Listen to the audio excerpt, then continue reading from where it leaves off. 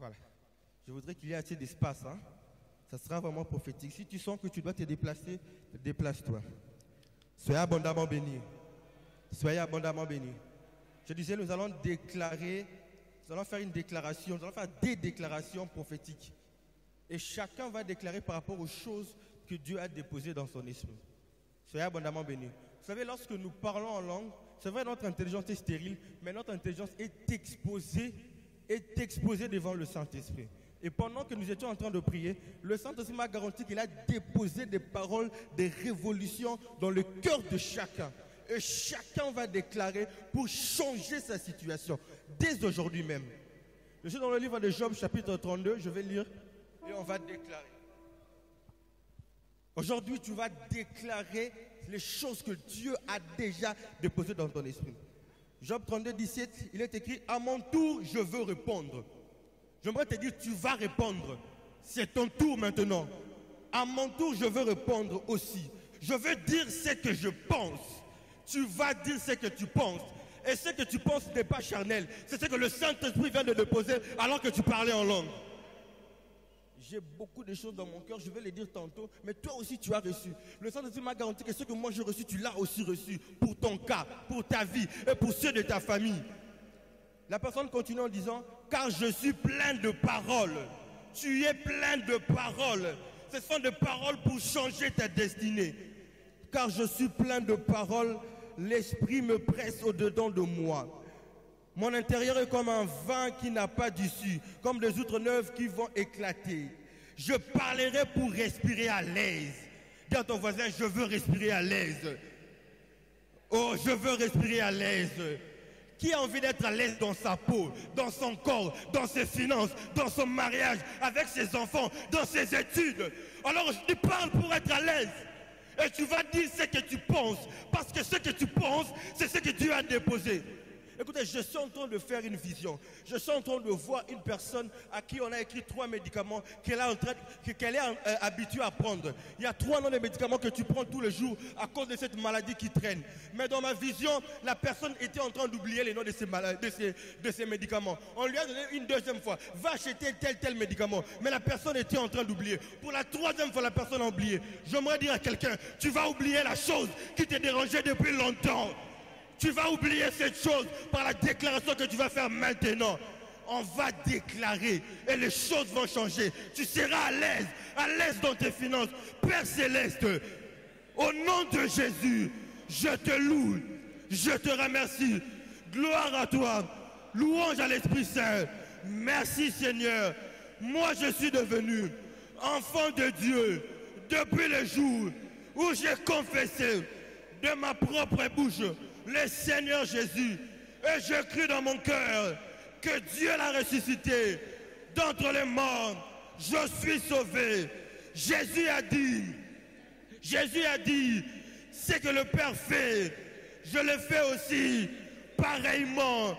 Ainsi moi aussi je déclare, j'ai les compétences du Père, j'ai l'autorité du Père, j'ai le pouvoir du Père, j'ai l'habileté du Père. Au nom de Jésus, je change ma situation.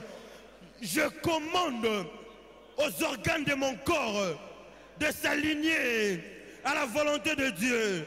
Je commande à mes finances multiplication, multiplication. Au nom de Jésus, commence à déclarer pendant 1 minute. Il y a des choses que Dieu a fait monter en toi.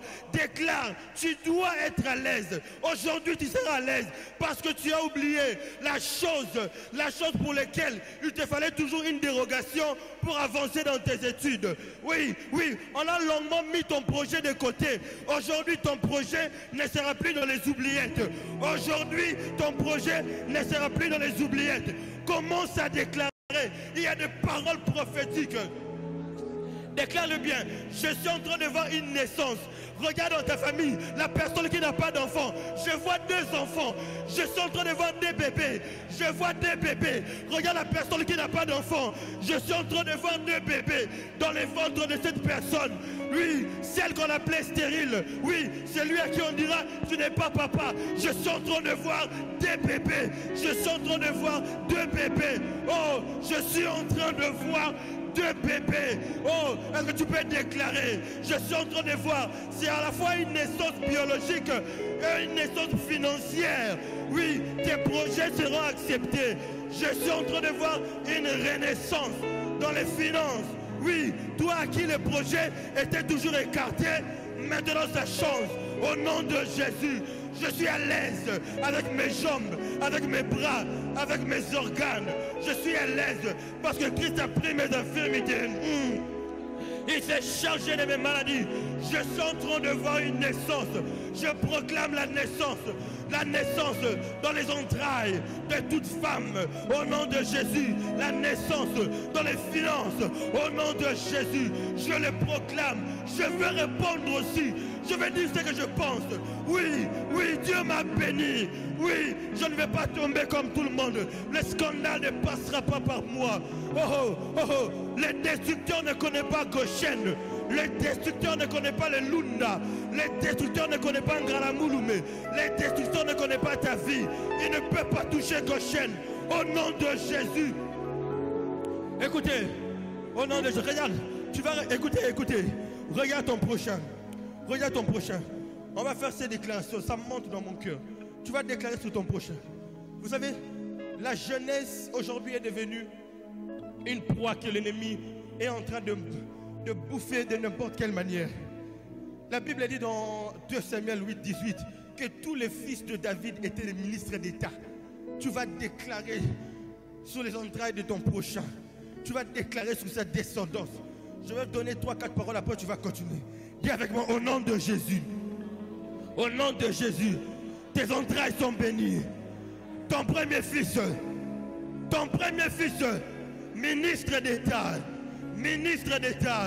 Le deuxième, entrepreneur.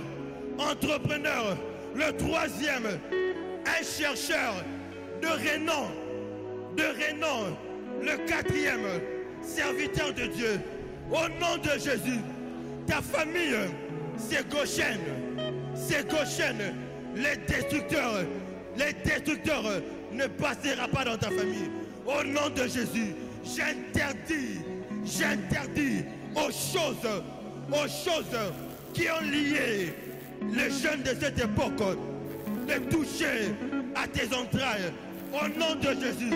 Maintenant, commence à déclarer. Commence à dire avec les paroles qui montent en toi. Ce sont des paroles prophétiques. Ce que tu dis est en train d'arriver. On ne verra pas nos enfants.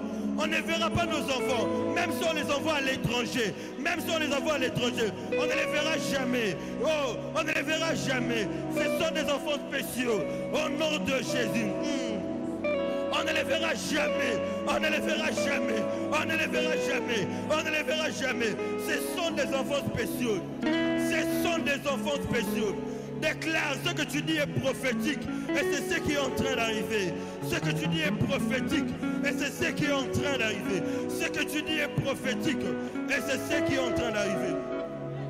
Au nom de Jésus.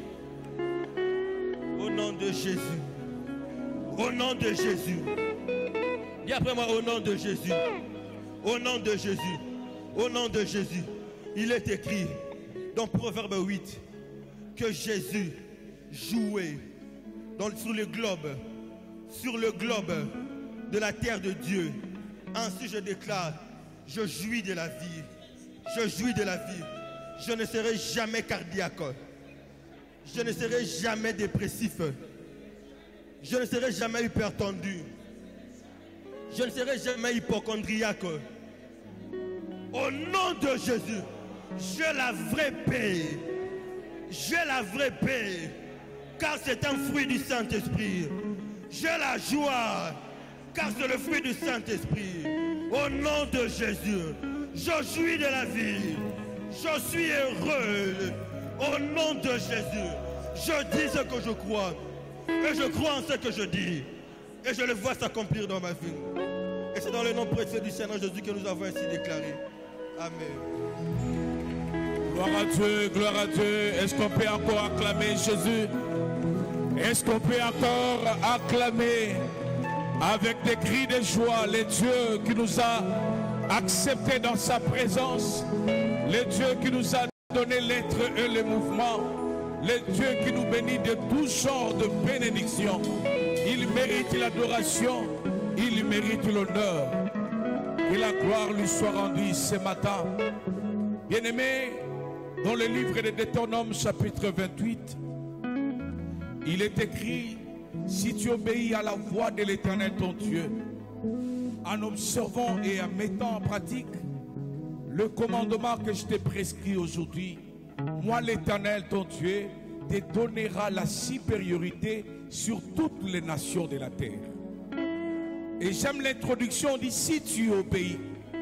Alors que j'étais en train de lire le livre de Rennie McLean, il traduit l'obéissance par l'adoration. Il dit que l'adoration en réalité c'est l'obéissance. Quand vous obéissez à l'Éternel, en d'autres termes, vous êtes en train de l'adorer. Est-ce que nous sommes prêts aujourd'hui, ce matin, à obéir à ce Dieu? En d'autres termes, à l'adorer. Est-ce que vous êtes prêts à adorer ce Dieu? Le plus grand miracle qui s'est fait dans la Bible, c'était à la noce de Cana. Marie a dit aux autres convives: faites ce qu'il vous dira. En d'autres termes, obéissez à ses paroles. Si vous obéissez à l'Éternel, votre Dieu, tout est possible. Rien ne pourra vous résister. Ce n'est pas la maladie, ce n'est pas la pauvreté, ce n'est pas le manque, ce n'est pas la stérilité. Tu as longtemps tourné autour de cette montagne. Tu as longtemps tourné autour de la pauvreté. Tu as longtemps tourné autour de ta maladie. Tu as longtemps tourné autour des chagrins. Dépose les chagrins, obéis à l'Éternel, adore-le seulement. Et en adorant l'Éternel, le tourniquet des miracles va être déclenché. Je crois, après cette adoration, quelque chose se passera. Toligito ebisaye, toye konguma mabolongo na biso epai na yo. Yo nzambe na nyoso, yo kolona ba milimo. Toligito ngumba makolo, mabolongo na biso, toye bisayo. Yo no zali tata, yo no zali nyoso pona biso. Obongina nyoso, obongina lokumu.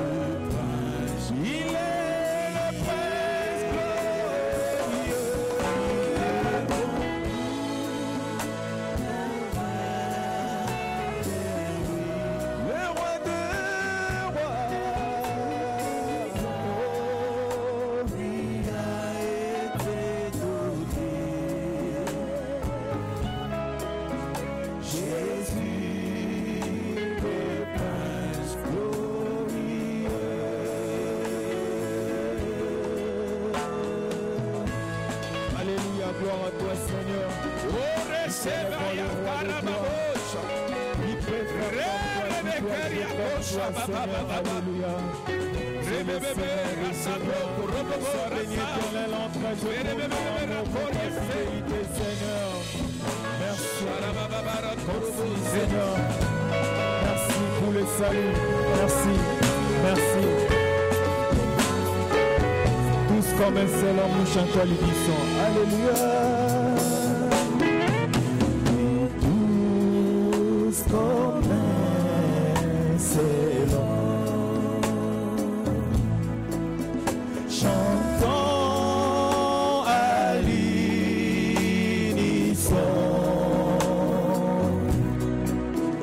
Le refrain de sa gloire.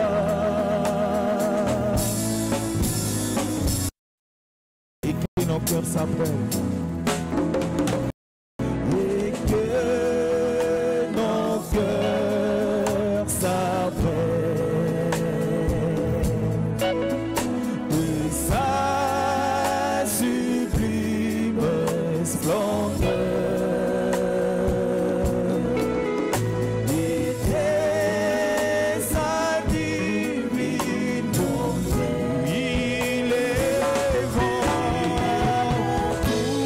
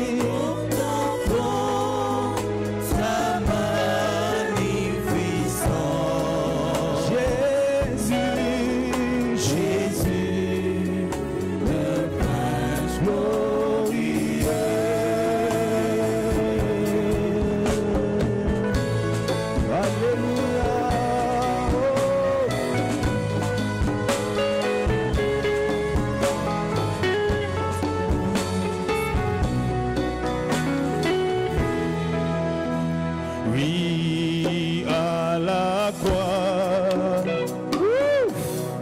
mon Seigneur Jésus, tu as tout accompli, ton sang versé.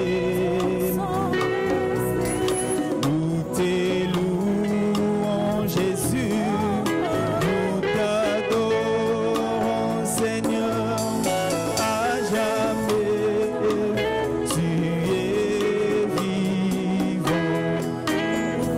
Oui, à la croix, mon Seigneur Jésus, tu as tout accompli, ton sang versé.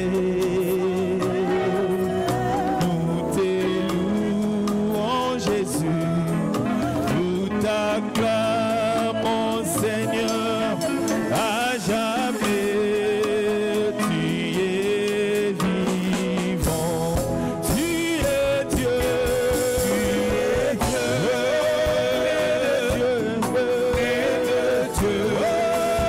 alléluia.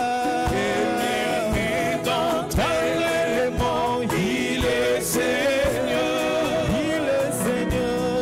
engendré, non pas créé, de même nature que le Père, en lui tout a été fait. Tu es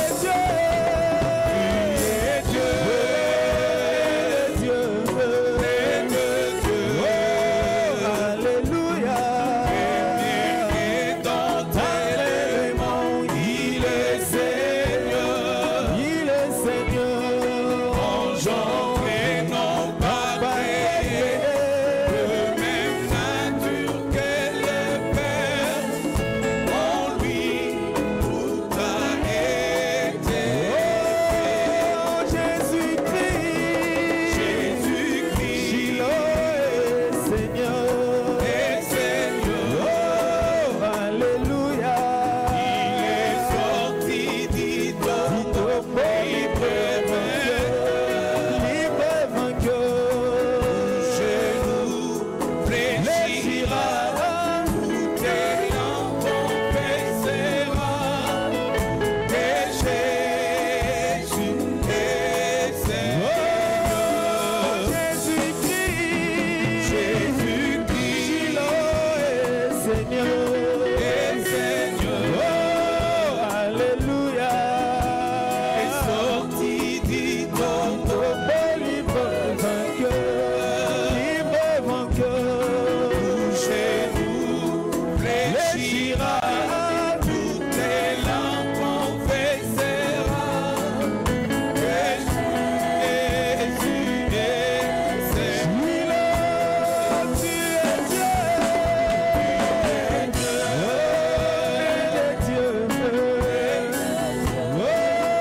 alléluia. Votre élément, il est Seigneur, engendré, non pas créé, le même en lui tout a été fait. Jésus-Christ, est Seigneur, alléluia.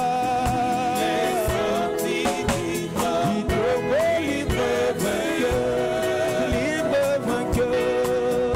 Genou fléchira, tout élan confessera que Jésus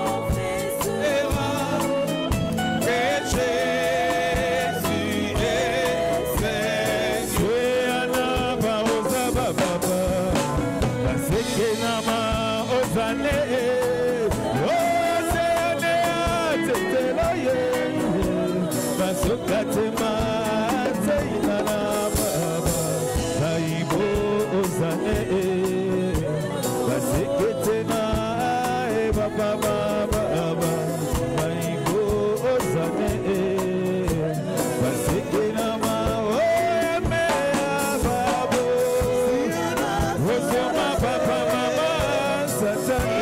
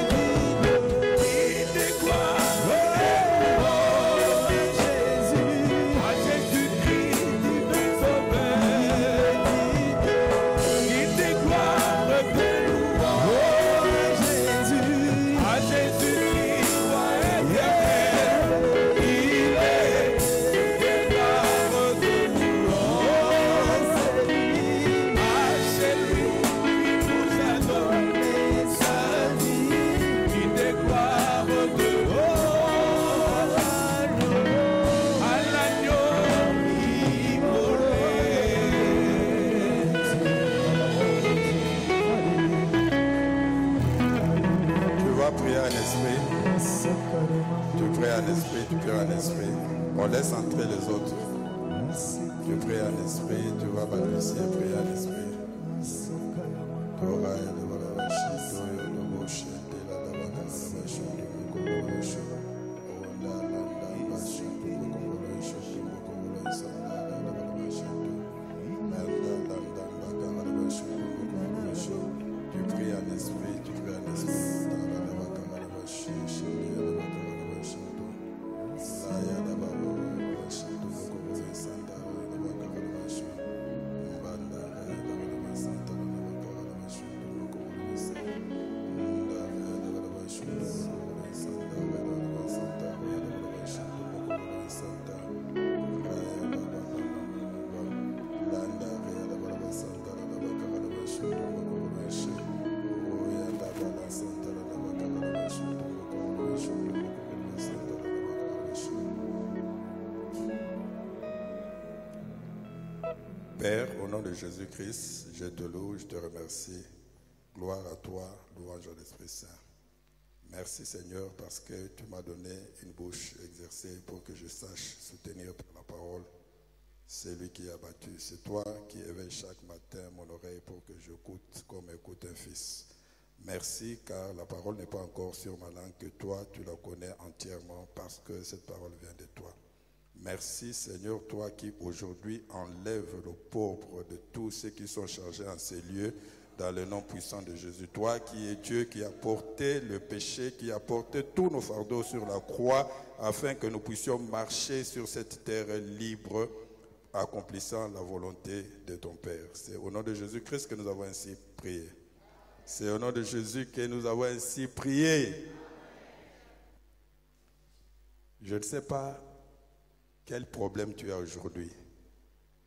Quel est ton problème? Quelle est ta situation? Quels sont tes soucis? Tout ça. Mais je suis sûr d'une chose, que tu vas sortir ici léger. Le culte, c'est un tout. Le culte, aux yeux de Dieu, aux yeux du Saint-Esprit, aux yeux de celui qui coordonne tout pendant les cultes, le Saint-Esprit, c'est un tout. Ce n'est pas des parties émiettées, c'est un tout. Mais dans la mesure où ceux qui prennent chaque partie de ce tout-là sont connectés à lui. Aujourd'hui, on vous a dit, on va enlever, Dieu va enlever votre pauvre au début. C'est lui qui a commencé à dire, Dieu va enlever tes problèmes, ta situation. Dieu va enlever ça. C'est lui qui vient faire la déclaration, il dit par ta bouche, par la déclaration de ta bouche, cette situation-là qui est en train de te compliquer, tout ça, toi tu déclares seulement et ça va partir. Dans l'adoration, dans la louange, on nous a dit, l'adoration c'est l'obéissance, il faut obéir. Dieu te dit une chose, tu obéis. La clé de toute chose dans la relation d'un homme avec Dieu, c'est l'obéissance. Dieu te dit, tu obéis. Dieu va enlever ton opprobre. Je suis venu te montrer la voie. C'est que Dieu te dit pour que ces choses-là, tout ce que tu as fait là, s'accomplissent. Et c'est que Dieu te dit aujourd'hui, il faut obéir. Dis à ton voisin, relax. Oui, relax et non rebanir. Regarde-le très bien, dis-lui relax. Relax. Tu vois, quand tu fais une chose là aux autres, tu vois un peu. Quelqu'un veut te dire, relaxe-toi, calme-toi. Dis-lui calme-toi. Dis-lui assieds-toi, assieds-toi. Afin, assieds-toi, avant de ça. Assieds-toi. C'est ce que Dieu te dit aujourd'hui, assieds-toi.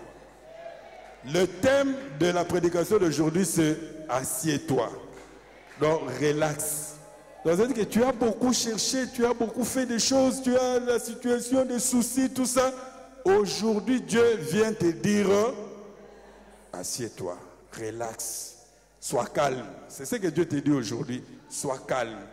On va nous lire rapidement deux passages des Écritures. Luc 10, 38, 42 et Marc 16. Marc 16, 19 Je lis et au nom 20. de Jésus. Luc chapitre 10, versets 38 à 42. Comme Jésus était en chemin avec ses disciples, il entra dans un village et une femme nommée Marthe le reçut dans sa maison. Elle avait une sœur nommée Marie qui s'était assise aux pieds du Seigneur et écoutait sa parole. Il y a Marthe et Marie. Bon, on continue. Marthe, occupée à divers soins domestiques, survint et dit, « Seigneur, cela ne te fait-il rien que ma sœur me laisse seule pour servir? Dis-lui donc de m'aider. » Le Seigneur lui répondit, « Marthe, Marthe, tu t'inquiètes et tu t'agites pour beaucoup de choses. » Le Seigneur lui dit, Marthe, Marthe, tu t'inquiètes, tu t'agites pour beaucoup de choses. Est-ce que Marthe était en dehors des... Il s'inquiétait pour ses choses personnelles. Il servait qui? Le Seigneur. Mais Dieu lui dit, tu t'inquiètes, tu t'agites pour beaucoup de choses. Continue. Une seule chose est nécessaire. Dites, une seule chose est nécessaire. Une seule chose. Une seule chose. Une seule. C'est chose. Jésus. Est-ce qu'il y a quelqu'un qui croit en Jésus ici? Amen. Vous croyez peut-être de lèvres? Est-ce qu'il y a quelqu'un qui croit en Jésus ici? Jésus a dit ceci, une seule chose. Une seule chose. Continue. Marie a choisi la bonne part qui ne lui sera point ôtée. Et puis Marie a choisi la bonne part qui ne sera point ôtée. On va nous lire Luc. Marc. Marc chapitre 16, verset 19 et 20, si et tu veux. 20. Le Seigneur, après leur avoir parlé, fut enlevé au ciel et il s'assit à la droite de Dieu. Et ils s'en allèrent prêcher partout.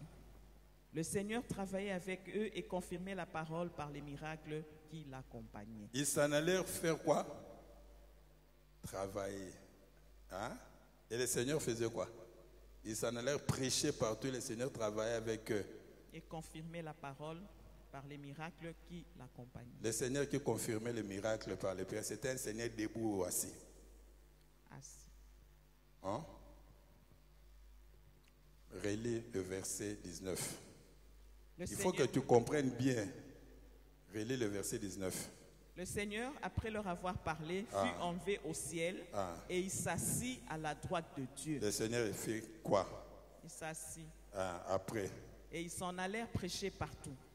Le Seigneur travaillait avec eux et confirmait la parole par les miracles qui l'accompagnaient. Le Seigneur qui travaillait avec eux et qui confirmait sa parole était un Seigneur debout ou assis? Assis. Voilà. Donc, beaucoup d'hommes s'inquiètent, s'agitent pour beaucoup de choses. Trop de soucis. Des choses qu'on ne leur a même pas demandé. C'est normal pour le monde. Tu vois, le monde, c'est ça. Tu dois travailler. Tu dois te battre. Le monde, c'est même le verset à Genèse. Le monde le dit. Ça, là, on peut pas crier. Donc, ils savent que c'est dans la Bible. Ça, c'est le monde. Le problème de l'Église, c'est parce qu'on vient tous du monde.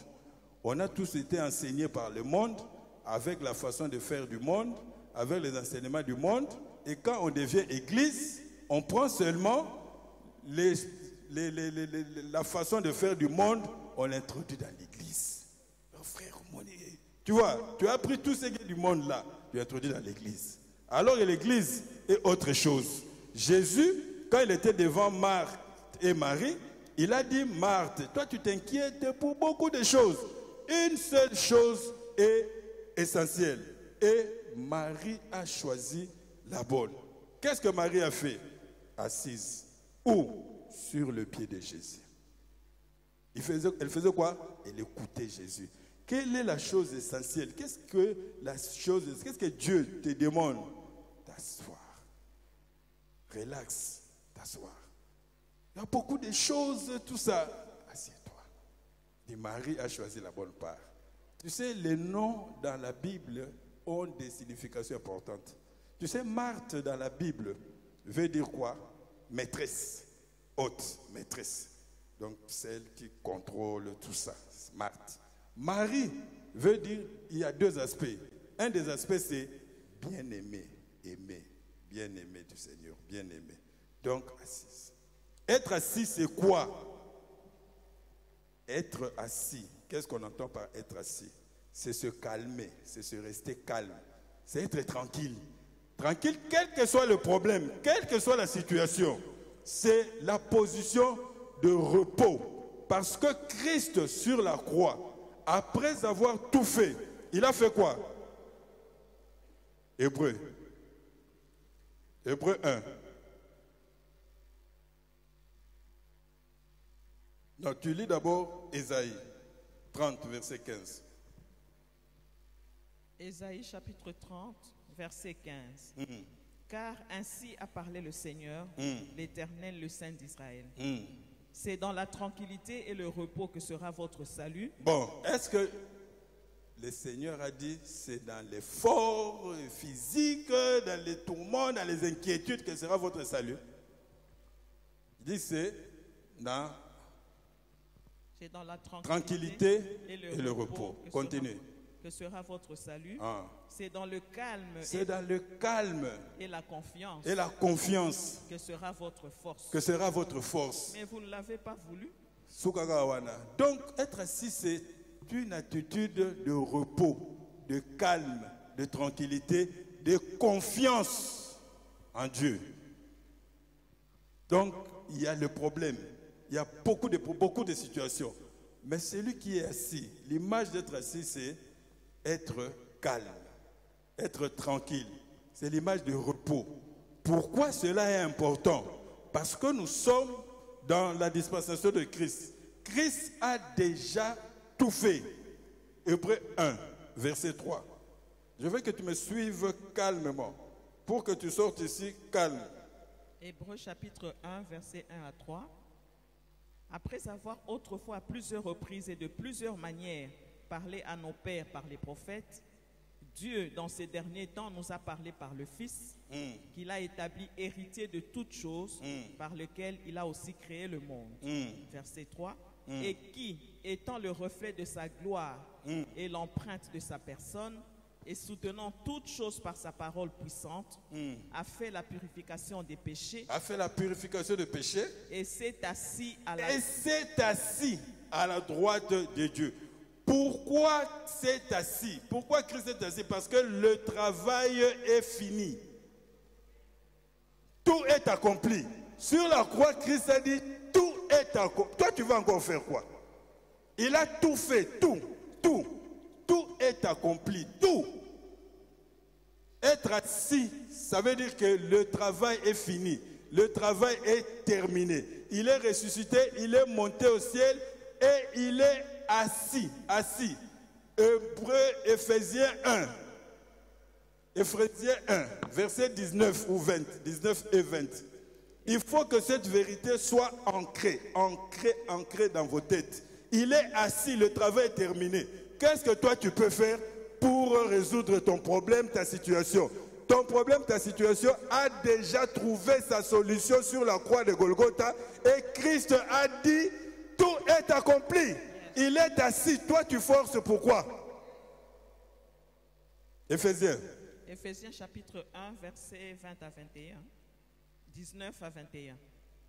Et quelle est envers nous qui croyons l'infinie grandeur de sa puissance, se manifestant avec efficacité par la vertu de sa force. Il l'a déployé en Christ en le ressuscitant de mort. Et en le faisant asseoir. Asseoir, c'est dans Éphésiens, asseoir. À sa droite dans les lieux célestes. À sa gauche dans les lieux célestes. À sa droite dans les lieux célestes. Au-dessus de toute domination. Au-dessus de toute domination. De toute autorité. De toute autorité. De toute puissance. De toute puissance. De toute dignité. De toute dignité. Et de tout nom. Sauf ton problème. Sauf ta situation. Sauf ta difficulté. Sauf ta maladie. Sauf ton problème. Christ est assis au-dessus de tout. Tout nom. Non seulement dans le siècle présent, même dans les siècles à venir. Donc c'est important. Il est assis. Non seulement il est assis, mais il est assis avec toi. Est-ce qu'il y a quelqu'un qui me comprend? Éphésiens 2. Donc Christ, non seulement il est assis avec toi. Pourquoi c'est important d'être assis? Parce que c'est ta position normale et naturelle. Christ est assis avec toi. Donc Dieu te voit avec Christ assis. Tel il est, tel tu es. Tel Dieu te voit au ciel, tel tu dois vivre sur la terre. Tu es assis là-bas, tu dois être assis ici. Est-ce qu'il y a quelqu'un qui me comprend? Éphésiens 2, verset 6. Éphésiens chapitre 2, verset 6. Il nous a ressuscités ensemble et nous a fait asseoir ensemble dans les lieux célestes en Jésus-Christ. Qui croit qu'il est assis dans les lieux célestes avec Christ? Qui le croit sincèrement? Bon, pourquoi ici sur la terre tu es debout? Pourquoi on te voit debout? Regardez bien l'image. Quand je dis assis, ça veut dire que tu es dans le repos. Tu es dans le calme. Quel que soit le problème, quelles que soient les menaces, quel que soit tout ça, tu ne cries pas, tu ne cherches pas les interventions, tu es assis calme. Pourquoi? Parce que sur le ciel là-bas, à côté de Christ, Dieu te voit assis. Tel que tu es là-bas au ciel, tel que tu dois être ici sur la terre. Tel que Christ est là-bas, tel que toi tu dois être. Il est assis au ciel, moi aussi ici je suis assis. Quel que soit le problème, quelle que soit la difficulté, quelles que soient les menaces de l'ennemi, je reste calme. Dis à ton voisin, reste calme. Relax, relax. Tu n'as pas à forcer. Comment le pauvre que tu as là va être ôté? En restant calme, en restant assis. Pourquoi? Parce que sur la croix, Christ a déjà porté ce pauvre-là. Christ a porté tout ce qui est honte. Il a porté. La Bible dit, Moïse a estimé l'opprobre de Christ plus précieuse que la richesse de l'Égypte. Et il a suivi Jésus-Christ. Il a suivi Dieu. Pourquoi? Il a estimé que la richesse de l'Égypte, là, c'est rien. Quel que soit le problème, Dieu veut que tu sois assis. Notre Dieu, il ne change pas sa façon de faire. Dieu ne change pas. Quand Dieu fait une chose pour la première fois, c'est correct, c'est parfait. Il ne va pas changer la façon de faire. Si Dieu change la façon de faire, c'est qu'il n'est plus un Dieu juste, un Dieu correct, un Dieu parfait.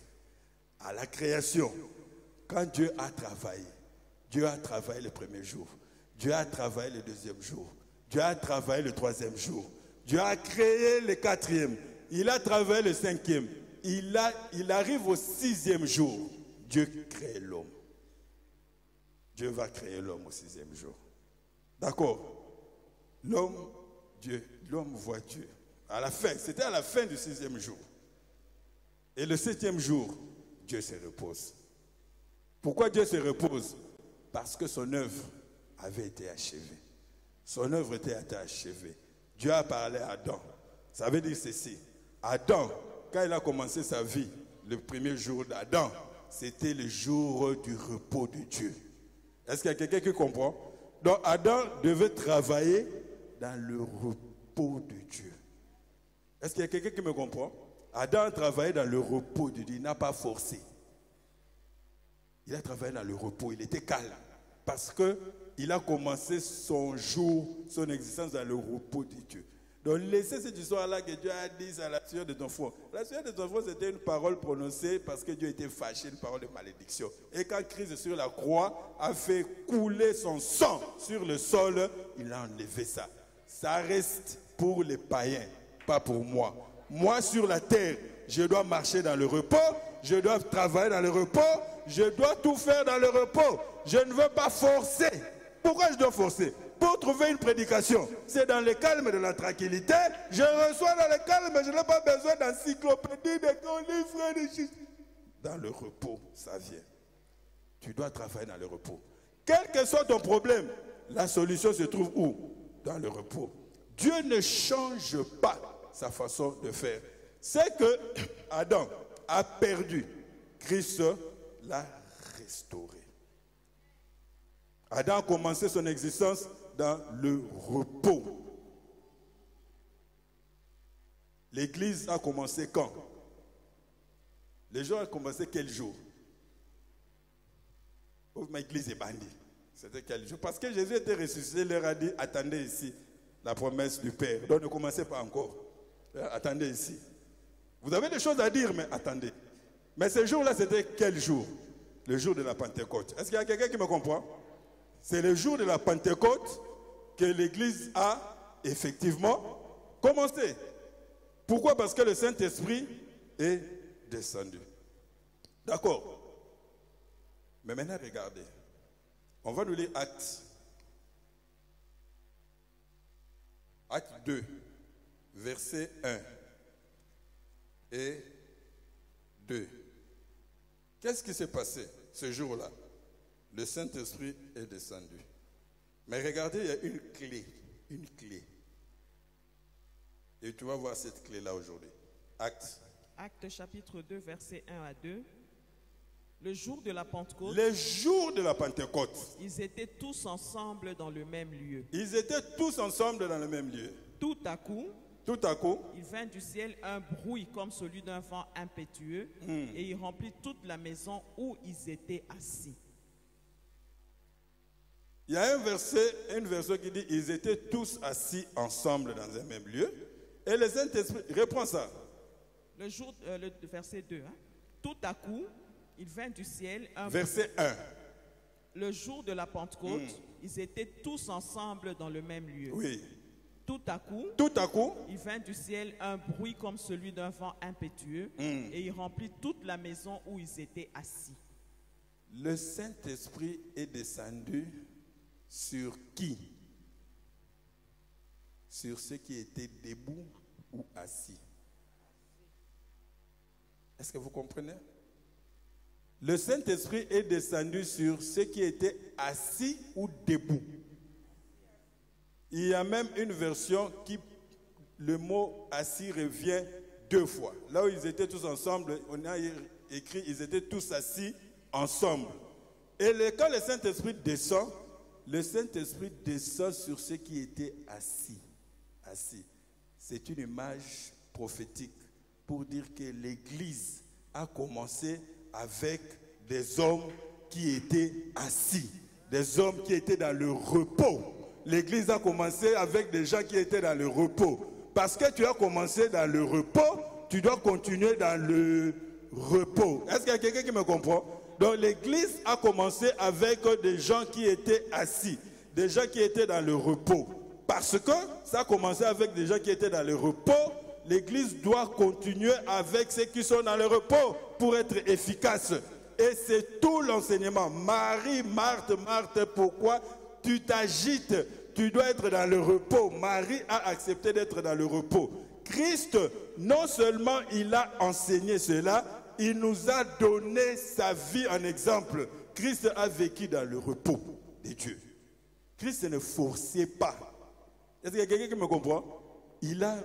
Quand je dis que être assis dans le repos, je ne suis pas en train de dire que tu ne fais rien. Ce n'est pas ce que je suis en train de dire. Jésus-Christ lui-même, en 3 ans, il a fait plus que tous les hommes. Mais il a mené une vie de repos. Il n'a pas forcé. Et il le dit lui-même dans Jean 5.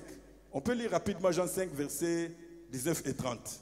Je ne suis pas en train de dire que non, tu ne fais plus rien. Non, non, non. Tu es assis au pied de Jésus. Marie était assise auprès de Jésus. Donc, je ne dis pas que tu ne fais rien. Non, non, non, non. Tu adoptes une attitude de calme et de repos. Parce que tu sais que tu es avec celui qui a vaincu tout. Jean 5, verset 19. Jean 5, verset 19. Jésus reprit donc la parole et leur dit, en vérité, je vous le dis. Tu vois? Le Fils ne peut rien faire de lui-même. Le Fils ne peut rien faire. Il ne peut pas forcer. Jésus n'a pas forcé. Il ne peut rien faire. Il ne fait que ce qu'il voit faire au Père. Il ne peut rien faire, mais il fait. Et tout ce que le Père fait. C'est là. Il ne peut rien faire, mais il le fait. La clé, c'est quoi? De lui-même. Il ne peut rien faire de lui-même. Il ne peut pas forcer, mais il ne fait que ce qu'il voit. Maintenant, si tu adoptes une attitude de repos, Dieu te donne beaucoup de choses à faire. Dieu te donne beaucoup de révélations. Dieu te donne beaucoup, beaucoup. Tu es dans le repos, tu ne veux pas forcer. Tu ne veux pas moutou. Non, non, non, non. Tu es dans le repos. Quel que soit le problème, oh non, tout ça, reste calme, calme. Mais calme où? Au pied de Jésus. Verset 30. Verset 30. Je ne puis rien faire de moi-même. Eh bien, je ne puis rien faire, rien, dis rien faire. Le problème avec vous, vous pouvez tout faire de vous-même. Vous êtes trop sûr de vous. Si tu veux aller loin avec Dieu, ne sois pas trop sûr de toi. Sois sûr de Dieu. Avec qui? De Jésus. Avec qui tu es assis à la droite de Dieu. Si tu comprends cette réalité, tu es calme. Tu es relax. Quel que soit le problème, il a la solution. Il a dit, venez à moi, vous tous, sauf toi. Hein? Quand Dieu a dit, Jésus a dit, vous tous, il a dit non, sauf Emmanuel. Donc tout le monde peut venir, sauf Maman Feza.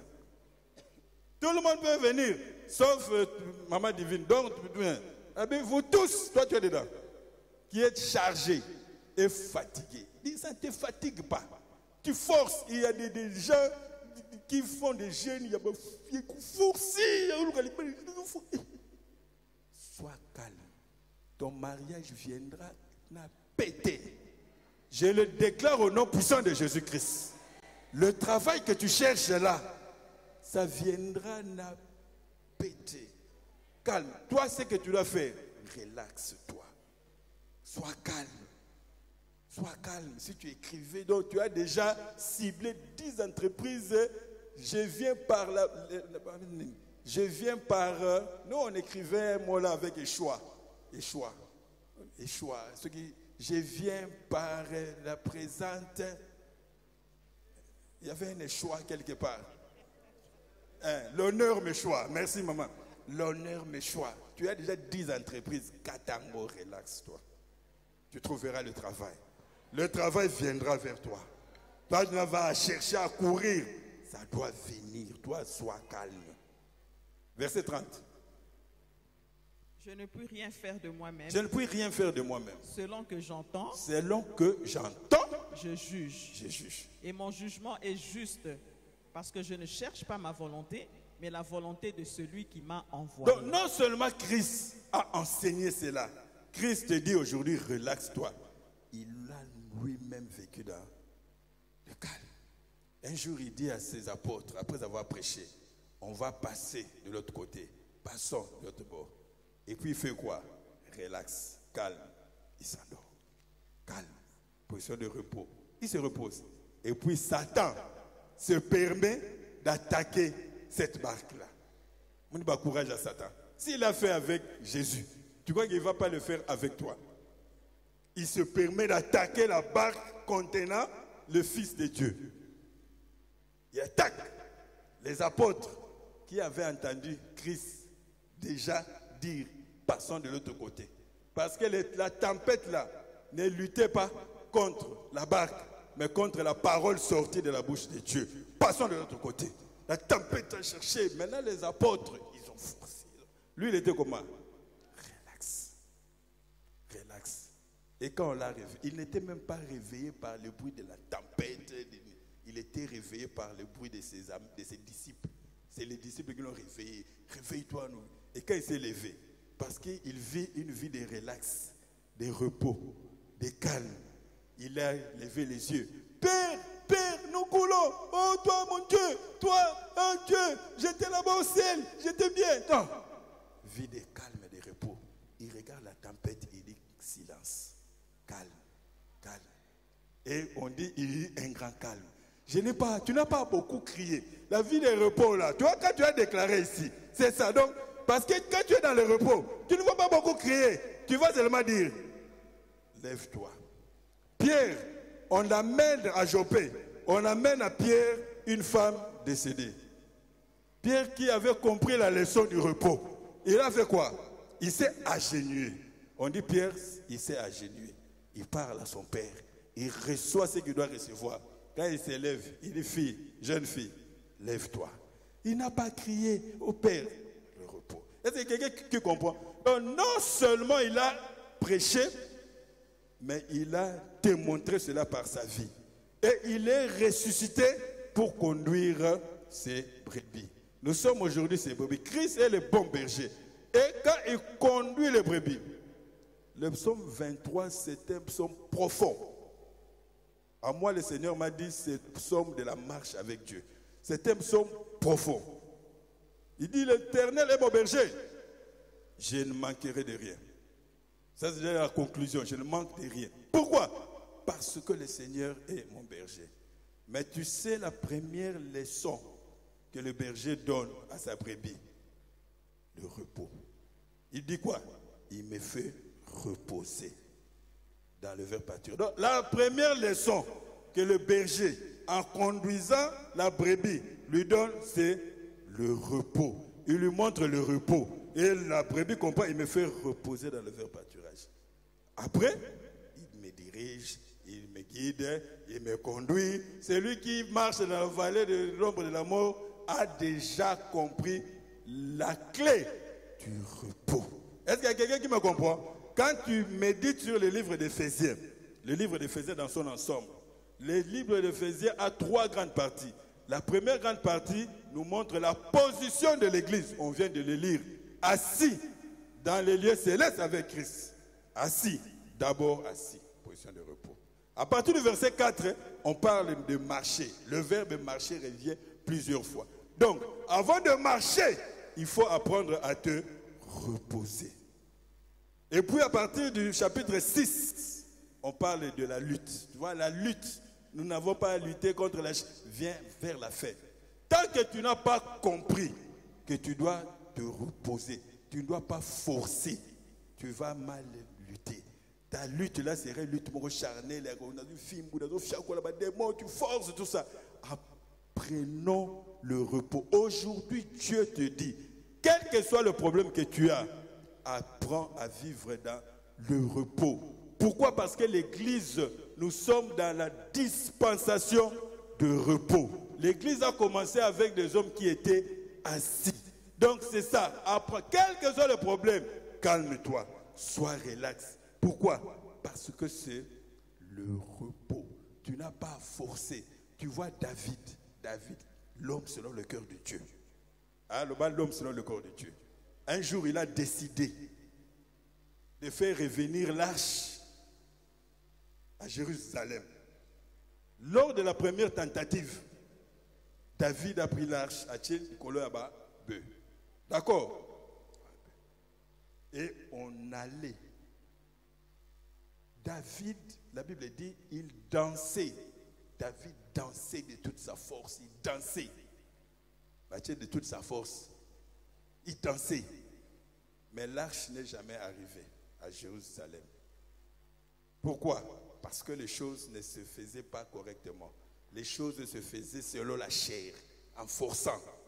Tu peux forcer, tu peux aller à Grèce, mais tant que tu utilises ta propre force, Dieu ne le prend pas en considération. Apprenons à vivre dans le calme, dans la tranquillité.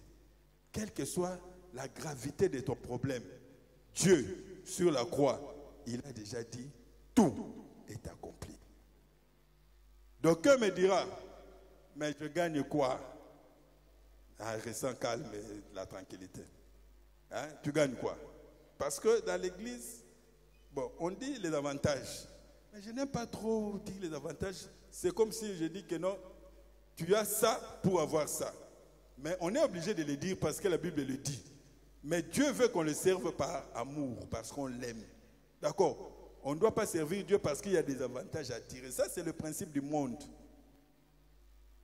Le monde dit sans intérêt, sans action. Ça ne peut pas être un langage de l'Église. L'Église agit par amour pour son Seigneur qui est mort pour lui. Et il ne force pas. Parce que Christ a dit, tout est accompli. Alors, quel avantage je gagne? La première chose, c'est la clé. Quand Christ est allé, acte 2, à la droite de Dieu, hein? Il est allé s'asseoir. Il a fait quoi, la première chose? Je parle maintenant des avantages. Tu gagnes quoi en restant dans une position assise, de repos, de calme? La première chose, le premier avantage, et même le plus grand, se trouve dans Acte 2, 33. Qu'est-ce que Christ a fait? Acte chapitre 2, verset 33. Élevé par la droite de Dieu. Élevé par la droite de Dieu. Il a reçu du Père le Saint-Esprit qui avait été promis. Il a reçu du Père le Saint-Esprit qui avait été promis. Et il a répandu, comme vous le voyez et l'entendez. Est-ce que tu comprends? Regardez bien l'image. Christ à la droite a fait quoi? Il s'est assis à Fandi, à la droite de Dieu. La première chose qu'il fait, quand il prend le Saint-Esprit qui avait été promis, il l'envoie sur la terre. Maintenant, quand le Saint-Esprit descend sur la terre, là, il est descendu sur qui? Sur ceux qui étaient assis. Tu vois l'image. Il y a quelqu'un qui est en train de voir l'image. Christ assis envoie le Saint-Esprit qui descend sur ceux qui étaient assis. Donc le premier avantage, quand tu es relax, calme, tu es facilement connecté au Saint-Esprit. Tu es facilement connecté au Saint-Esprit. Ça veut dire que quand il y a un problème, reste tranquille. De cette tranquillité-là, le Saint-Esprit viendra te dire, voici le chemin. Il y a quelqu'un qui me comprend? Le Saint-Esprit va t'indiquer ce qu'il faut faire. Parce qu'il y a une solution à ton problème, à ta situation, à tes soucis. Mais la personne qui a la clé de ton problème, c'est le Saint-Esprit. Tu peux avoir des combats, tu vas regarder les hommes pour rien. Derrière la personne ou l'esprit qui est derrière, il n'y a que le Saint-Esprit qui sait. Peut-être la personne que tu considères comme en train de te faire souffrir, peut-être c'est la personne que Dieu utilise pour que tu sois en avance, pour que tu progresses. Mais la personne que tu vois gentille là, moi, des fois quand il y a des problèmes, tous les grands gentils là, des fois sont des suspects. Bon, ça c'est moi qui l'ai dit. Parce que Satan ne viendra jamais avec les cornes. Il ne peut pas changer aussi. Satan imite Dieu. Satan n'est jamais venu avec les cornes chez Ève. Il est venu comme ami de Ève pour lui dire que, oh, mais le Seigneur Dieu est là ici. Et si tu manges là, tes yeux vont s'ouvrir. Tu ne vas pas mourir. Tu vois, il n'est pas venu avec le massacre. Donc même aujourd'hui là, il vient comme ça, frère. Là, tu dois être connecté au Saint-Esprit pour que le Saint-Esprit te dise non, il ne faut pas les suivre. Il est déguisé. Il ne te veut pas du bien. D'ailleurs, ça vient de lui. Donc, le premier avantage, c'est la connexion. Quand tu es connecté avec le Saint-Esprit, il te conduit. Les apôtres, ils savaient ce qu'ils devaient faire. Ils ne forçaient pas. Ils étaient calmes dans le repos. Ils savaient. Paul a tenté d'aller à droite, le Saint-Esprit l'a empêché. Il est allé à gauche, le Saint-Esprit l'a empêché. Il s'est souvenu, ah, relax, relax, je me relaxe. Quand il se relaxe, le Saint-Esprit lui dit à Philippe, sois calme. Le premier et le grand avantage, c'est que tu es connecté au Saint-Esprit. Le deuxième avantage, on le trouve dans Jean 6, versets 9 et 11.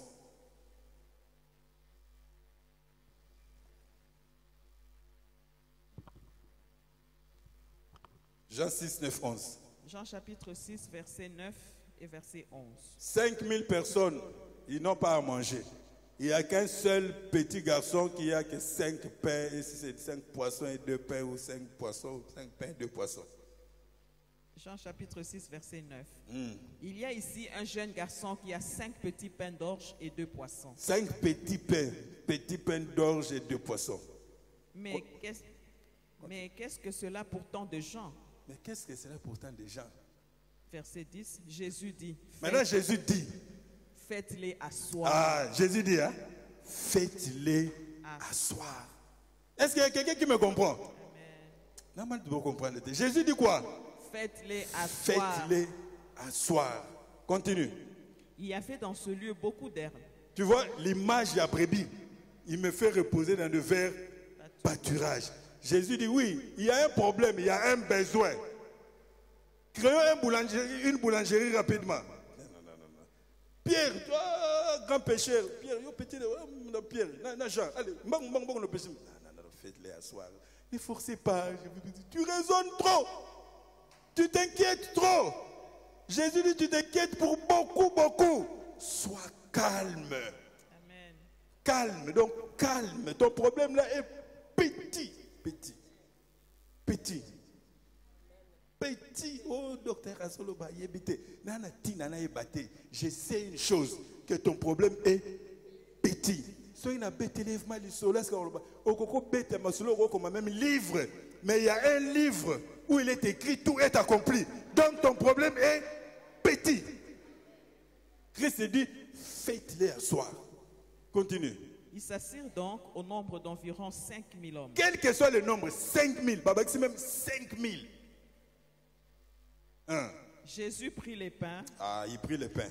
Rendit grâce. Il prit les pains. il rendit grâce. et les distribua à ceux qui étaient Maintenant, assis. regarde les clés. Il prit le pain, il rendit grâce. Et les distribua à ceux qui étaient assis. Psaume 16, verset 11 dit ceci.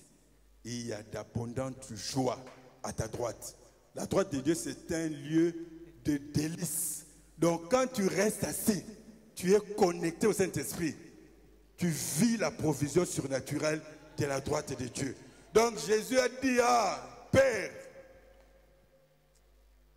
Donc il dit Père, et puis il distribua. Est-ce que vous savez qu'à la fin, il y eut 12 paniers, si ces 7 paniers ont rempli. Les pains de ce petit garçon-là s'est trouvé parmi les pains qui n'ont pas été mangés. Vous comprenez? Je dis ceci. Christ a pris 5 pains, si c'est 5 pains, 5 poissons, mettez le nombre que vous voulez, et 2 poissons. Il a levé les mains. Il a rendu grâce. La provision surnaturelle est venue. La provision surnaturelle est venue. Quand tu es assis, la connexion, Dieu te connecte à la provision surnaturelle. Maintenant, les gens ont mangé. Ils ont mangé. Il est resté 12 paniers, si c'est 7 paniers de pain et de poissons. Moi, je dis ceci. Le pain de ce petit garçon-là est resté. Personne n'a mangé ce pain-là. Ça s'est trouvé parmi ceux qui étaient restés là. Tous ceux qui ont mangé, ils ont mangé des pains surnaturels, de la provision surnaturelle. Est-ce qu'il y a quelqu'un qui me comprend? Donc, quand tu es calme, là, tu es assis. Tu es connecté aux provisions surnaturelles de Dieu. Pourquoi? Parce que Christ est sur la croix. Il a dit tout est accompli. Donc, tu n'as même pas à forcer. Est-ce que tu peux nous lire Psaume 127, verset 1, verset 2. Et puis au Romains 8. Psaume 127, verset 2. Est-ce qu'il y a quelqu'un qui me comprend un peu? Donc, quand tu es calme là, quel est l'avantage? Tu vis, tu jouis de la provision surnaturelle, de toutes les solutions. Psaume 127, verset 2. Psaume 127, verset 2. En vain vous levez-vous matin. En vain vous levez-vous matin. Vous couchez-vous tard. Vous couchez-vous tard. Ça veut dire que c'est lui qui s'est levé le matin et qui s'est couché tard. Ça veut dire qu'il a beaucoup de travail. Et mangez-vous le pain de douleur. Il en donne autant à ses bien-aimés pendant leur sommeil. Il en donne autant à ses bien-aimés pendant leur temps de repos. Le sommeil, c'est l'image de repos. Il dit, ça ne sert à rien de forcer, vous levez matin tôt. Entre seulement dans mon repos. Tu auras autant que plus même que ceux qui se lèvent très tôt matin, qui se réveillent le soir, et qui rentrent le soir. Il donne. Pourquoi? Parce que sur la croix, Dieu, qui n'a pas épargné son propre fils, mais qui l'a livré pour vous, comment ne vous donnera-t-il pas toutes choses? Tant parce qu'on m'a montré une clé là. Tant Romains 8, verset 33-32. Est-ce qu'il y a quelqu'un qui reçoit quelque chose ici? Tu ne te sens pas léger? Tu ne te sens pas léger, l'homme qui est chargé, tout ça. Tu étais chargé pourquoi? Romains 8. Lui qui n'a... Romains 8, 32. Lui qui n'a point épargné son propre fils, mais qui l'a livré pour nous tous. Qu'il a livré pour nous. Pour nous tous. Comment ne nous donnera-t-il pas aussi toutes choses avec lui? Toutes choses avec lui. Maintenant, regardez ce que le Saint-Esprit m'a montré. Laisse ça. Comment ne nous donnera-t-il pas aussi toutes choses avec lui? La clé, c'est avec lui. Dieu m'a dit, la clé ici, c'est avec lui. Lui, là, il est comment? Assis. Pour recevoir avec lui, tu dois être comme lui. Lui, il est assis. Toi aussi, ici, tu dois être assis. Si toi, tu es debout en train de chercher des solutions, tu peux déclarer 10 000 fois. Mais si tu fais une déclaration debout, je pense que vous me comprenez quand je dis être debout et assis. Debout, c'est l'image de quelqu'un qui force, qui est agité, qui croit qu'avec ses propres forces, il va trouver la solution. Assis, c'est celui qui est resté connecté au Saint-Esprit calmement, qui attend la parole de l'Esprit pour agir. Parce que l'Esprit, vous savez, Saoul, il a été rejeté. Pourquoi? Parce qu'il voulait trop forcer. Dieu lui dit, attends, le prophète, il va venir et puis tu vas aller combattre. Mais lui, avec ses yeux-là, Il veut que ces explications bien beau Pesaka. J'ai vu que l'ennemi était bien positionné et que toi, tu ne venais pas et que ceux qui étaient avec moi commençaient à partir. Donc, j'ai trouvé que c'est raisonnable d'aller attaquer. Comme je ne peux pas attaquer sans avoir prié, donc j'ai d'abord prié, j'ai offert. Ça, c'est l'intelligence de Saoul, la force de Saoul. Pour Dieu, c'était sa parole qui était sortie. Attends, aujourd'hui, Dieu te dit, relax, calme, repose-toi. Ton problème là que tu trouves difficile a déjà trouvé solution.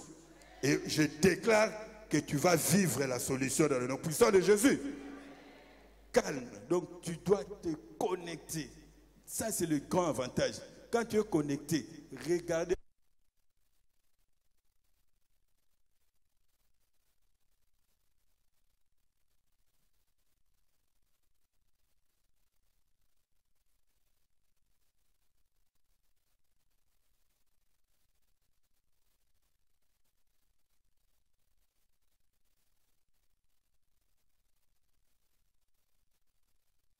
Tu cherches un enfant, mais tu es debout, assis-toi. Tu verras que le Saint-Esprit va te donner l'enfant. Je le déclare dans le nom puissant de Jésus-Christ de Nazareth. Reste assis. Tu ne vas pas comprendre comment cela va venir, mais ça va arriver parce que Dieu ne ment pas. Le troisième grand avantage, on trouve ça dans Psaume 110, verset 1. Psaume 110, verset 1. On va fermer. Psaume 110, verset 1. Parole de l'Éternel à mon Seigneur. Parole de l'Éternel à mon Seigneur. Assieds-toi à ma droite. Assieds-toi. Quelqu'un me comprend? Ça, c'est une parole prophétique que Dieu a prononcée quand Christ est rentré. Mais cette parole était déjà écrite avant que Christ ne vienne. Est-ce qu'il y a quelqu'un qui me comprend? Donc, la parole de Psaume 110, verset 1. C'est une parole prophétique que Dieu a prononcée le jour où Jésus-Christ est rentré au ciel.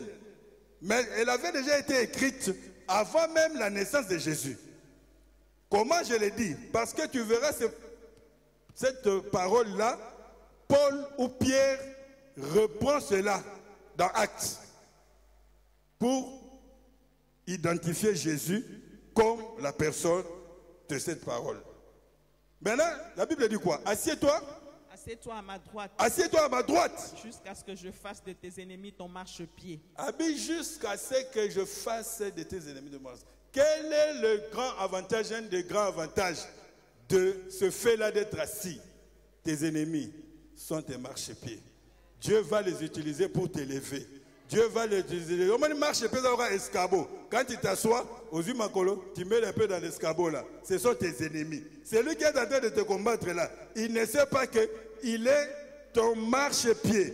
Dieu va l'utiliser pour t'élever. Dieu va t'utiliser quand tu vas te reposer là tes ennemis. Je déclare que tout ennemi qui s'élève devant toi est sous tes pieds dans le nom puissant de Jésus-Christ. Mais ce que toi tu dois faire, tu dois te reposer, tu dois t'asseoir. Parce que si tu es debout, Dieu ne saura pas mettre tes ennemis sous tes pieds. Dieu met les ennemis sous les pieds de celui qui est assis. Il a dit à Jésus, assieds-toi à ma droite jusqu'à ce que... Et nous sommes pendant la période de ce jusqu'à ce que là. Parce que quand le jusqu'à ce que va s'accomplir à la fin, Christ va remettre le royaume à celui qui lui avait tout donné. Mais aujourd'hui, nous sommes encore dans le jusqu'à ce que. Parce que nous sommes encore dans le jusqu'à ce que. Je déclare que toute personne qui s'est levée contre toi comme ton ennemi et ton marchepied dans le nom puissant de Jésus-Christ de Nazareth. Cette bataille-là n'est pas ta bataille, n'est pas ta lutte, mais c'est la lutte de Jésus de Nazareth. Il est allé à la croix, il a dit tout est accompli. Dieu n'a jamais changé. Un jour, il a dit à Josaphat, ne crains pas parce qu'ils sont en train de t'attaquer. Va seulement, présente-toi devant eux et tu verras la délivrance que le Seigneur verra. Je n'ai pas à forcer la personne. Tu sais, c'est lui qui commence la guerre contre toi. Il est tombé entre tes mains. C'est ça le principe spirituel. Quand quelqu'un commence, il est déjà entre tes mains. Si tu es dans la position de repos, si tu veux lui faire le mal, tu vas lui faire le mal. Mais parce que notre Seigneur est miséricordieux. À cause de Jésus-Christ. Parce qu'il est miséricordieux.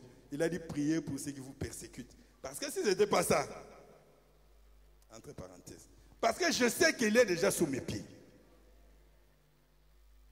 Il ne faut pas craindre ton ennemi, même s'il est le plus puissant général de cette vie, à moins que tu ne sois pas avec Christ, à moins que tu te sois écarté. Mais si tu marches comme une brebis avec Jésus, si c'est Jésus qui t'a demandé de faire ce que tu es en train de faire, n'importe qui peut s'élever, il ne te fera rien. Et je le déclare, je l'établis dans ta vie, dans le nom puissant de Jésus-Christ. La parole qui est sortie aujourd'hui, Dieu te dit, obéis à ce qui te dit. Sois calme, sois relax, apaise-toi, sois tranquille. C'est dans la tranquillité et dans le repos que vient ton secours. Le dernier verset qu'on va nous lire, c'est 1 Pierre 5, 7. Et c'est ce que tu vas faire. Tu peux t'élever. Tu peux t'élever. Parce que tu vas le faire aujourd'hui. 1 Pierre chapitre 5, verset 7. Déchargez-vous sur lui de tous vos soucis, car lui-même prend soin de vous. Non, tu vas d'abord t'élever. On va lire ce verset-là. Tu es debout. Même si tu es debout, mais dans ton esprit, tu es... Ah, vous avez compris. Je veux que tout le monde sorte d'ici avec une pensée claire de ce qui a été prêché. Assis, c'est être calme. Moi, je ne force pas. Vous savez, je ne force pas moi. En tout cas, avec Dieu, je ne force pas. Et des fois, les gens ne me comprennent pas, mais c'est comme ça. Je ne force pas.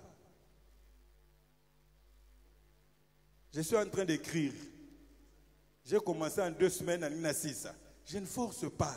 Je me mets là, les passés viennent, j'écris. En 2 semaines à l'Inasissa, avant 1 mois, j'aurais fini. Pourquoi? Parce que j'écris dans le repos. Je ne peux pas forcer. Si ça ne vient pas, j'arrête. J'ai dit que c'est que Essili. La provision d'aujourd'hui, Essili. Je ferme mes histoires. Si je me mets, ça vient, j'écris. Dans le repos, dans le calme. Tu peux le faire quand tu veux faire un projet parce que tu veux créer une entreprise. Je ne suis pas en train de parler. La vie chrétienne n'est pas seulement confinée dans ce que nous faisons dans l'église. Ce n'est pas ça que moi je vois comme vie chrétienne. La vie chrétienne, c'est une vie. Que tu sois dans le travail séculier, que tu sois dans la maison, que tu sois tout ça. Tu vis dans les repos partout. Moi, je ne confine. Il ne faut pas confiner ce qu'on dit quand on a un repos ici. Non. Même la boulot. Je suis dans les repos. Je n'ai pas besoin de citer des versets avec un païen. Je ne cite pas des versets. Mais en parlant, je parle la parole de Dieu. Je ne veux pas dire, toi, tu joues avec moi, Ephésiens 5. Non. Je ne dis pas Ephésiens 5. Je dis ce qui est écrit dans Ephésiens 5. Pourquoi je suis dans le repos? Quand tu es dans le repos, le Saint-Esprit te donnera la phrase qu'il faut pour bombarder. Je ne veux pas forcer. Est-ce qu'il y a quelqu'un qui me comprend? 1 Pierre 5, verset 7. 1 Pierre chapitre 5, verset 7. C'est ce que tu vas faire, c'est ce que tu vas faire. Et déchargez-vous sur lui de tous vos soucis. Attends, je ne sais pas quel souci tu as en traversant la porte. Vous voyez qu'il y a un souci ni quel problème. Maintenant, Dieu te dit, décharge-toi sur Jésus. Décharge-toi. Décharge. Moi, décharge aura poubelle. Décharge. Parce que Jésus accepte l'opprobre. Il dit, toutes vos saletés là, vos problèmes, vos situations, venez chez moi, Jésus. Venez placer ça. Je suis la poubelle qui transforme en chose de précieux. De quand tu viens, tu décharges, lui il te donne ce qui est précieux. Tu viens, tu décharges tes soucis, avant de partir, lui il te donne. Est-ce qu'il y a quelqu'un qui me comprend? J'ai dit l'image que tu vas comprendre.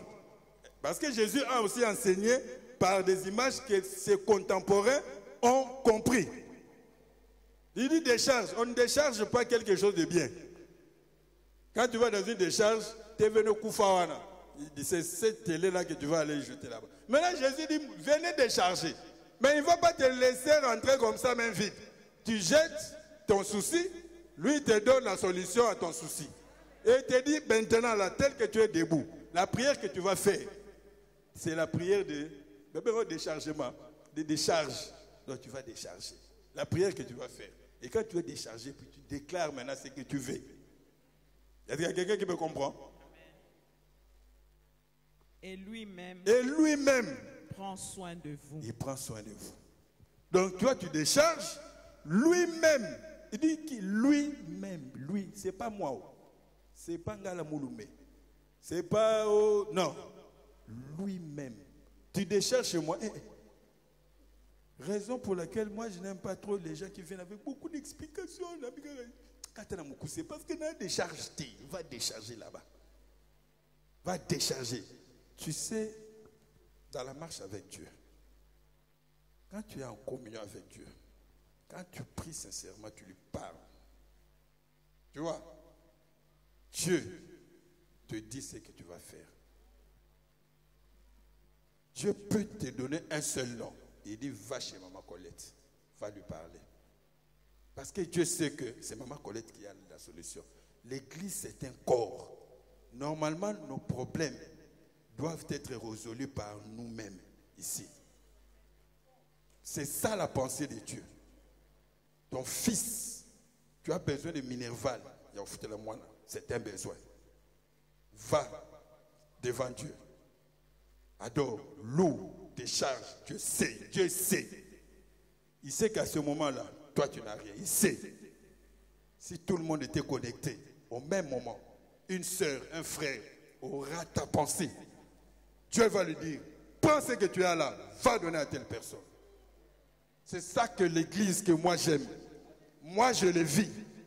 J'ai l'argent, je peux acheter. Je dis, Seigneur, je n'achète pas avec mon argent. Donne-moi un signe que c'est toi qui accompagne ce petit. C'est toi qui es avec lui. Je veux un signe.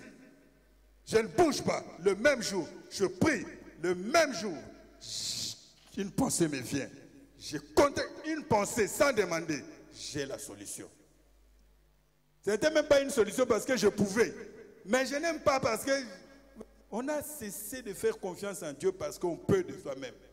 Au bon si téléphone, comme tu as déjà $1000, tu sais que je peux acheter. Moi, je ne fais pas ça. Je vais chez Dieu. J'ai dit, je peux avec mon argent. Mais tu vois, il y a un besoin.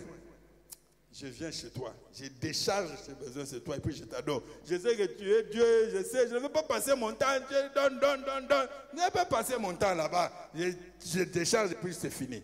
J'adore, je loue. 2 jours, c'est trop. 1 semaine, c'est trop. La chose va venir. Nous sommes appelés à attirer. La Bible dit, décharge tes besoins. Ce que tu vas faire, c'est de prier. Quel besoin tu as? Quelle situation tu traverses? Parle à Jésus-Christ. Tu dis, Jésus, en accord avec 1 Pierre 5, 7, comme tu l'as demandé, je viens aujourd'hui, je décharge ce problème à tes mains. Je te dis, si tu fais cette prière-là, tu décharges sincèrement. En sortant d'ici, oublie ce problème. Satan va t'attaquer par rapport à ce problème. Si ça vient, dis, va prendre ce problème chez Jésus. J'ai laissé ça là-bas chez Jésus. Moi, je n'ai plus ce problème-là. Moi, tout ce que je peux faire, j'adore. J'attends que lui-même prenne soin de ce problème. Sois sincère avec toi-même. Tu n'as pas à faire la prière de déchargement ici. Tu ne reçois rien. Et puis tu vas, et si tu le fais, je te donne 2 semaines. Tu auras la solution à ce problème. Si tu le fais sincèrement, je te donne 2 semaines. Tu auras la solution. Et tu viendras témoigner. Est-ce que tu peux prier maintenant? Tu peux prier. Tu peux dire à Dieu, Seigneur, j'ai telle situation devant moi. Je ne veux pas m'identifier à cette situation parce que sur la croix, toi, tu t'es déjà identifié à cette situation. Mais je vois cette situation s'élever devant moi. Voilà pourquoi je viens à toi. Je me décharge de cela. Je me décharge, je te laisse prendre en charge cela. Et je te dis merci parce que je sais que toi-même, tu prends soin de moi. Et en accord avec ce qui est sorti de la bouche de ton serviteur. Dans les 2 semaines, j'attends la solution. Fais cette prière dans le nom puissant de Jésus-Christ de Nazareth. Prie, prie, prie, prie. Décharge, décharge, décharge.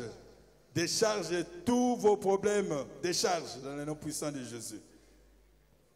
Fais la prière. Décharge, décharge dans le nom puissant de Jésus-Christ de Nazareth. Décharge, décharge. Et Dieu va accomplir ta parole dans le nom puissant de Jésus.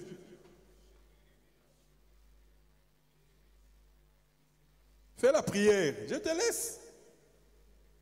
Pour que tu ne viennes pas déranger. Oh, voilà Jésus, tout ça. C'est au nom de Jésus-Christ que nous avons ainsi prié. C'est au nom de Jésus-Christ que nous avons ainsi prié. C'est au nom de Jésus-Christ que nous avons ainsi prié. Je déclare dans le nom puissant de Jésus-Christ que toute situation qui est devant toi, qui donne l'impression d'être une situation impossible à résoudre, je le déclare maintenant dans le nom puissant de Jésus-Christ de Nazareth. Je déclare la disparition de ce problème, de cette situation, dans le nom puissant de Jésus-Christ de Nazareth. Tu es vainqueur, tu es né vainqueur et tu vas vivre en vainqueur dans le nom puissant de Jésus-Christ de Nazareth. Toute personne qui s'est levée contre toi, qui s'est érigée en ennemi devant toi et sous tes pieds, dans le nom puissant de Jésus-Christ de Nazareth, tu vas vivre la provision surnaturelle de Dieu. Je déclare que tu vas vivre la provision surnaturelle de Dieu. Tu vas vivre la provision surnaturelle de Dieu. C'est accompli. On va rapidement donner nos offrandes.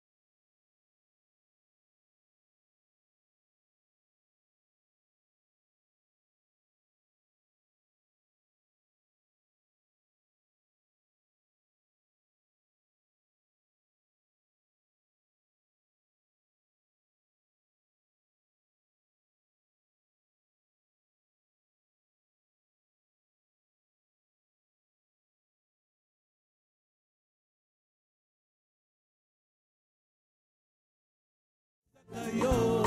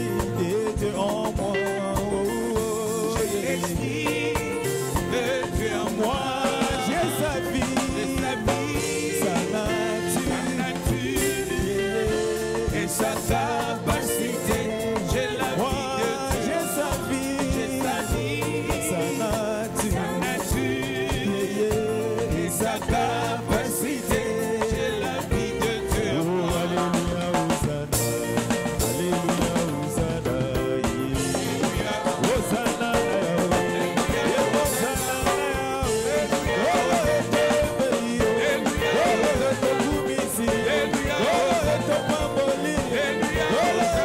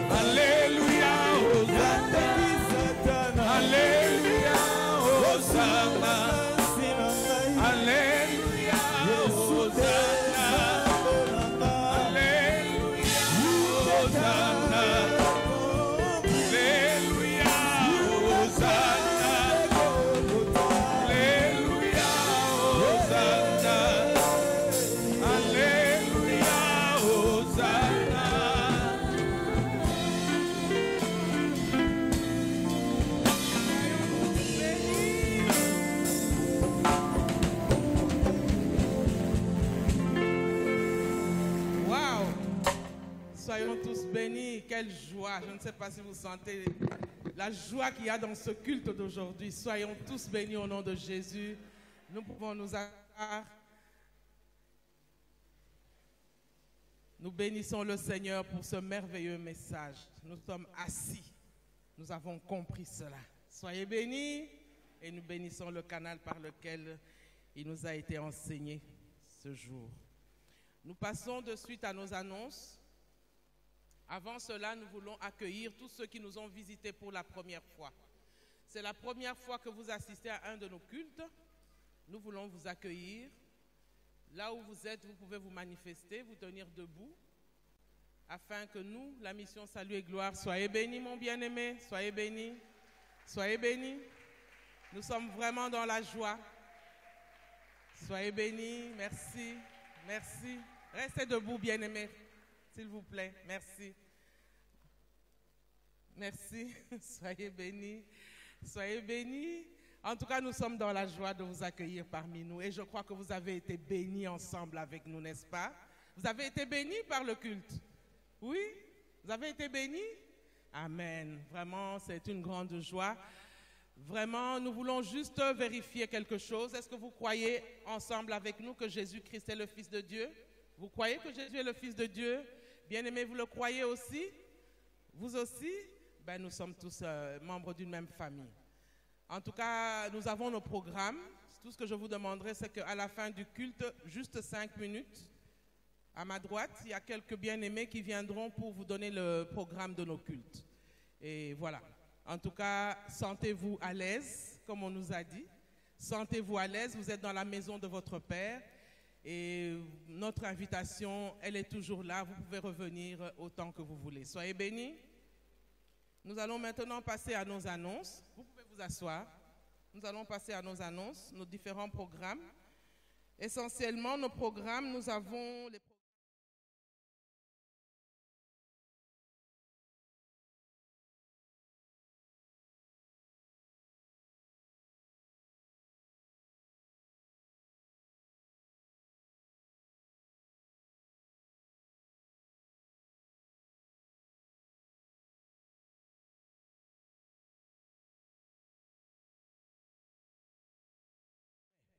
Voilà, nos grands rendez-vous. Et nous avons encore un grand rendez-vous le 6 mai.